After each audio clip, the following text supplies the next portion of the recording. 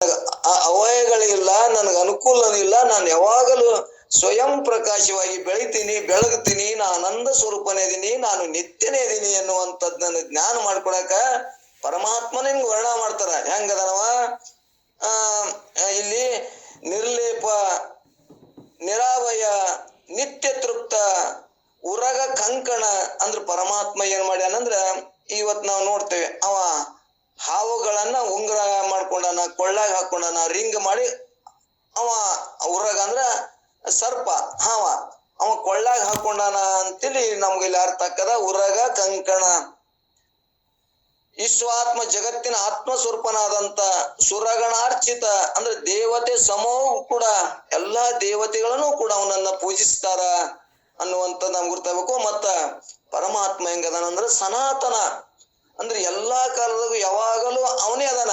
ಸನಾತನ ಧರ್ಮ ಅಂತೀವಿ ನಾವು, ನಮ್ದು ಯಾವಾಗಲೂ ಇದ್ದಾವ ಪರಮಾತ್ಮ. ಈ ದೇಹ ಹೆಂಗದಪ್ಪ ಅಂದ್ರ ದೇಹ ನಾನಂದಿರ್ತೇವಲ್ಲ, ಈ ದೇಹ ಹೆಂಗದಪ್ಪ ಅಂದ್ರ ಈಗ ಒಂದ್ 50 ವರ್ಷದಿಂದ ಇಲ್ಲ, ಈಗ ತೋರ್ತದ, ಇನ್ನೊಂದು ಮುಂದ್ 10 ವರ್ಷನಾಗ ಇರುದಿಲ್ಲ. ಇದು ಏನೈತಪ್ಪ ಅಂದ್ರ ಇದು ತೋರಿ ಅಡಗುದು. ಎಷ್ಟೋ ಧರ್ಮಗಳು ಹಿಂಗ ಆಗ್ತಾವ. ಒಂದ್ ಧರ್ಮವನ್ನ ಸೃಷ್ಟಿ ಮಾಡ್ತಾರ, ಭಾರಿಯಾಗಿ ತೋರ್ತಾವು, ಮುಂದೆ ಕೆಲವು ದಿನದಾಗ ಅವನ್ನ ಶಿಶಿ ಹೋಗ್ತಾವ.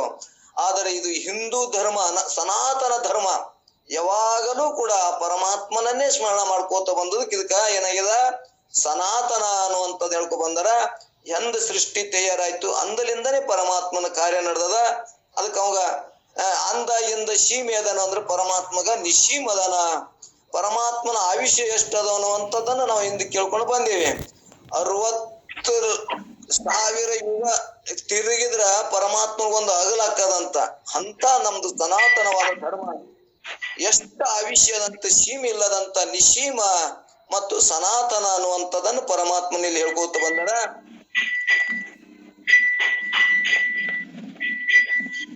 ಸನಾತನ ಯಾವಾಗಲೂ ಅವ ಪರಮಾತ್ಮ ಇರತಕ್ಕಂತವ ಸದಾಗತಿ. ಮತ್ತು ಹಂಸ ಅಂದ್ರ ಪ್ರತಿಯೊಬ್ಬರು ಕೂಡ ಶ್ವಾಸೋಚ್ಚಾರಣ ಮಾಡ್ತೇವೆ ನಾವು. ಹೆಂಗ ಸೋಹಂ ಉಸುಲನ್ನು ತೆಗೆದುಕೊಳ್ಳುದು, ಉಸುಲನ್ನ ಬಿಡುದು. ಸೋಹಂ ಅಂದ್ರ ಹಂಸ ಪಕ್ಷಿಯಂತೆ ತೆಗೆದು ಬಿಡುದು ಅನ್ನುವಂಥದ್ದನ್ನ ಇಲ್ಲಿ ಸೋಹಂ ನಾವು ಯಾವಾಗಲೂ ಉಚ್ಚಾರ ಮಾಡ್ತೇವೆ ಅನ್ನುವಂಥದ್ದು ಹೇಳುವಂಥದ್ದು ಇಲ್ಲಿ ಅಭಿಪ್ರಾಯದ. ಮತ್ತಿನ್ನು ಹಂಸ ಅಂತ ಇನ್ನೊಂದನ್ನು ಪದ ಬಳಸ್ತಾರ. ಹಂಸ ಅಂತಂದ್ರ ಇಲ್ಲಿ ಹಾಲ ನೀರನ್ನ ಎರಡ ಕೂಡಿಸಿಟ್ರ ಅದು ಕುಕ್ಕಿ ಒಳಗೆ ಏನಿರ್ತದಂದ್ರ ಆ ಕುಡಿಯುವ ಅದ್ರ ಬಾಯಿ ಮುಂದೆ ಏನಿರ್ತದಂದ್ರ ಒಂದು ಏನೋ ಒಂದು ಹುಳಿ ಅಂತದೊಂದು ಆ ಕೊಕ್ಕಿನೊಳಗೆ ಇರ್ತಂತ. ಆ ಹಾಲಿನೊಳಗೆ ಹಿಟ್ಟುಗಳನ್ನ ಅದು ಏನಾಗ್ತದಂದ್ರ ಹಾಲು ಹೊಡೆದು ನೀರು ತಟ್ಟಿ ಹಾಲು ತಟ್ಟಿ ಆಗ್ತಂತ. ಆ ಹಾಲನ್ನ ಏನ್ ಮಾಡ್ತದಂದ್ರ ಕುಡಿತದ, ಆ ನೀರನ್ನ ಬಿಡ್ತದ. ಅಂತ ಹಂಸ ಅಂದ್ರ ಪರಮಾತ್ಮ. ಅಂತ ಶ್ವಾಸೋಚ್ಚಾರವನ್ನ ನುಡಿ ಅಂತವನ ಅಹಂ ಮತ್ತು ಸೋಹಂ ಈ ಶಬ್ದಗಳನ್ನ ಆ ಪರಮಾತ್ಮನಲ್ಲಿ ಅದಾವು ಅನ್ನುವಂಥದ್ದನ್ನ ಹಿಂಗ್ ತಿಳಿಸುವಂತ ಉದ್ದೇಶದ. ಮುಂದ ಅವ ಪರಮಾತ್ಮ ಹೆಂಗದನ ಜಗದೀಶ, ಜಗತ್ತಿಗೆ ಅವನೇ ಒಡೆಯದನ. ಮತ್ತ ಗಾಂಗೆಯ ಪಿತ ಅಂದ್ರ ಸಣ್ಮುಖನಿಗೆ ತಂದೆ ಆದಂತ ಪರಮಾತ್ಮನೇ. ವಿಷವ ಕಂಠದಲ್ಲಿ ಧಾರಣ ಮಾಡ್ತಕ್ಕಂತ ಪರಮಾತ್ಮನೇ. ಪಿನಾಕಿ ಎಂದು ತ್ರಿಶೂಲನ್ನು ಧಾರಣ ಮಾಡಿದವನು ಅಂತ ಹಿಂಗ್ ಹೇಳ್ಕೋತ ಬಂದರ. ಅಂತ ಪರಮಾತ್ಮನನ್ನ ನಾವು ನಿತ್ಯ ಭಜಿಸಿದೇವಂದ್ರ, ಹರನಾಮವನ್ನು ನಿತ್ಯ ಭಜಿಸಿದೇವಂದ್ರ ನಮ್ಮಲ್ಲಿ ಎಷ್ಟೋ ಯುಗಗಳಿದ್ದಂತ ಅಜ್ಞಾನ ಪಾಪ ನಾಶ ಆಗ್ತದ. ಪಾಪ ನಾಶ ಆಯ್ತು ಅಂದ್ರ ನಮಗ ಆ ಪರಮಾತ್ಮನ ಇರುವಿಕೆ ಗುರ್ತಾಗ್ತದ. ವಿಚಾರ ಮಾಡ್ಕೋತ ಹೋದಾಗ ಪರಮಾತ್ಮ ನನ್ನ ಬಿಟ್ಟು ಹೊರಗೆ ಇಲ್ಲ, ನನ್ನೊಳಗೆ ಅದಾನ ಅನ್ನುವಂಥದ್ದನ್ನ ಅನುಭವಕ್ಕೆ ಬರ್ತದ ಅನ್ನುವಂಥದ್ದನ್ನ. ಅದಕ್ಕೆ ಹರನಾಮೊಳೆಯನ್ನ ದಿನ ನಿತ್ಯ ಬೆಳಗಿನ ಜಾವ ಬ್ರಹ್ಮಿ ಮುಹೂರ್ತದೊಳಗೆ ಎದ್ದುಗಳೇ ಅದನ್ನೇ ಕಾರ್ಯವನ್ನ ನಾವು ಕಾಯಕ ಮಾಡ್ಕೋತ ಅನ್ಬೇಕು ಅನ್ನುವಂಥದ್ದನ್ನ ಇಲ್ಲಿ ಹೇಳುವಂತ ಉದ್ದೇಶದ ನಿಜಗುಣರದು. ಆ ನಂತರ ಇಲ್ಲಿ ಉದಹಸ್ತಮಾನದೋಳು 108 ನಾಮವನ್ನು ಪದುಳದಿಂದ ಓದಿ ಕೇಳಿದವರಿಗೆ ಶಂಭುಲಿಂಗದ ಕರುಣದಿಂದಿನಿತು ಕೊರತೆ ಇಲ್ಲದೆ ಸಕಲ ಸಂಪದಗಳು ಒಂದಿಗೂಡಿ ಸದಮಳ ಜ್ಞಾನ ಸದ್ಭಕ್ತಿ ಮೇಲ್ವದಗಿ ಮತ್ತು ಕೈಸಾರುತೆ ಇಹದಲ್ಲಿ ಪದದೊಳೊಂದಿದ ಗಣಪದವನ್ನೈದಿ ನಿಜ ಸುಖದೊಳಿಯ ಮುಖತಿ ದೊರೆಯುವುದು ಇದು ಸತ್ಯ ಅನ್ನುವಂಥದ್ದನ್ನ ಇಲ್ಲಿ ನಿಜಗುಂಡ ಅಭಿಪ್ರಾಯದ. ಅಂದ್ರೆ ನಾವಿನ್ನ ಅದನ್ನೇ ಹೇಳ್ಕೋತ ಬಂದೇವಿ. ದಿನ ಉದಯಸ್ತಮಾನದಳು ಯಾರು ಈ 108 ನಾಮಗಳನ್ನ ಸ್ಮರಣ ಮಾಡ್ತಾರ, ಪಠಿಸ್ತಾರ, ಅವ್ರಿಗೆ ಏನಾಗ್ತದ? ಸಂತೋಷನೂ ಆಗ್ತದ. ಯಾರಿಗೆ? ಓದಿದವರಿಗೂ ಮತ್ತು ಕೇಳಿದವರಿಗೂ.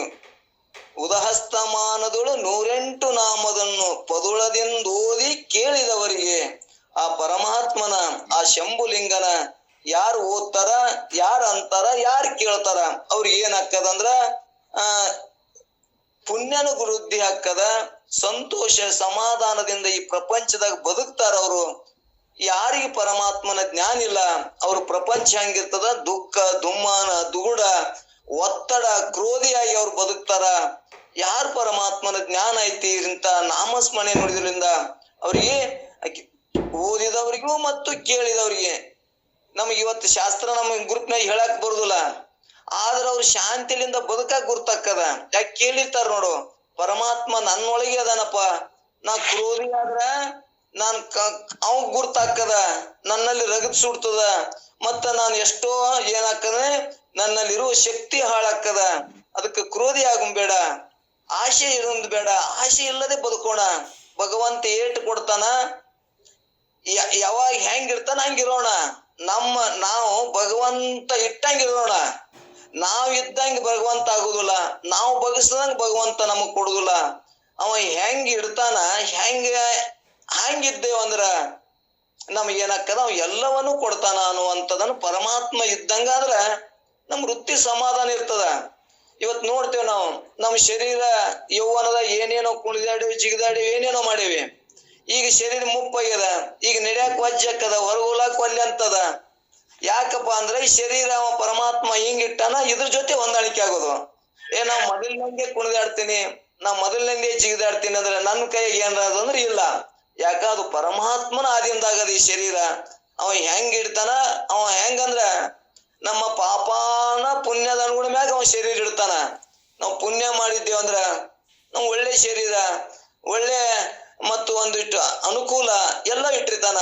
ನಾವು ಪಾಪ ಇದಕ್ಕಿತ್ತು ಅಂದ್ರ ರೋಗ, ರುಜಿನ, ಕಷ್ಟ ಅದು ಪ್ರಾರಬ್ಧ ಮ್ಯಾಗ ಇಟ್ಟಿರ್ತಾನ. ಆಕ ಇದು ಯಾರ ಆಧೀನ ಅಂದ್ರ ಪರಮಾತ್ಮನ ಆಧೀನ ಅದ ಅನ್ನುವಂಥದ್ದನ್ನ ನಮ್ಗೆ ಗುರ್ತಾಯ್ತು ಅಂದ್ರ ಇದ್ದುದ್ರೊಳಗನೆ ಸಮಾಧಾನದಿಂದ ಬದುಕಾಕ್ ಬರ್ತದ. ಮತ್ತ ನಮಗ ಅವನ ಲೀಲೆ ಗುರ್ತಾಲಿಲ್ಲ, ಪರಮಾತ್ಮ ನನ್ನೊಳಗ ಅದಾನ ಅಂತ ನನಗ್ ಗುರ್ತಾಲಿಲ್ಲ ಅಂದ್ರ ನಮ್ಮ ಬದುಕು ಹೆಂಗಿರ್ತದಂದ ಕಾಮದ ಬಯಕೆಯ ಬದುಕು, ಕ್ರೋಧದ ಬದುಕು ಮತ್ತು ಮತ್ಸರ ಬದುಕು, ನಮ್ಮ ಬದುಕು ದುಸ್ತರ ಆಗಿರ್ತದ ಅನ್ನುವಂಥದ್ದನ್ನ ಇಲ್ಲಿ ತಿಳಿಸುವಂತ ಉದ್ದೇಶದ.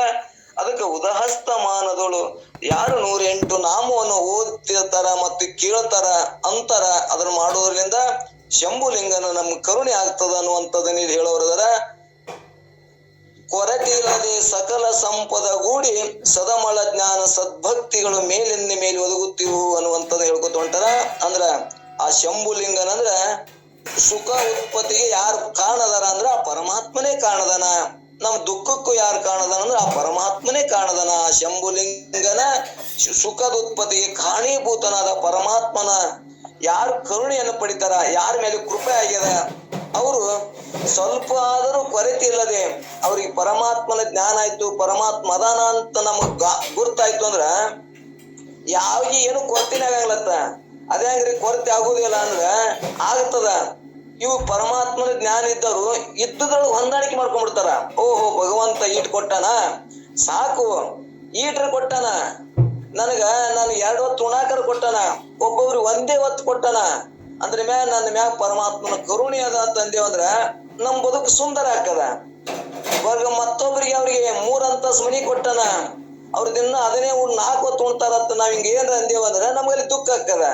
ನಮಗ ಪರಮಾತ್ಮನ ಕರುಣೆ ಇತ್ತು ಅಂದ್ರ, ಪರಮಾತ್ಮನ ಸ್ಮರಣೆ ಇತ್ತು ಅಂದ್ರ ಇದ್ದದ್ರೊಳಗ ಸಮಾಧಾನ ಪಡುವಂತ ಬುದ್ಧಿ ಬರ್ತದ. ಆ